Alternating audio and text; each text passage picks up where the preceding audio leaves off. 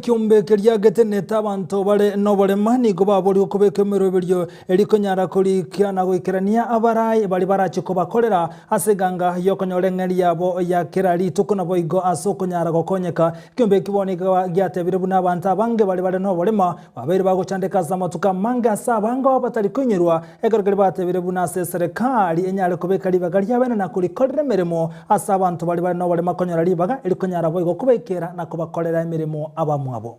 Ni kuuliza National Council for Persons with Disability habari ya registration. Hao watu wengi wao hawana registration cards, na unajua kwao kutembea kutoka ofisi kwenda nyingine ni kazi ngumu sana. Lazima kila mmoja akuwe na mtu mwingine wa kumsaidia. Kama hiyo mambo ya registration ingeweza kuletwa mpaka mashinani, kama hapa Chuso kuna walemavu wengi, kama hizo cards zilikuwa hapa, kama vile unachukua ATM ya bank, unaenda unajaza form na unapatiwa papo hapo. Mtu mlemavu utamuona hata kwa macho. Pengine wale watahitaji barua za kutoka kwa daktari. Wale wako na hidden disabilities wanahitaji confirmation kutoka kwa daktari. Lakini yule unaweza kuona physically kama huyo mtu ni mlemavu. Hakuna haja ya akuwe anaruka kutoka ofisi hii kwenda hii ingine kwenda hii ingine.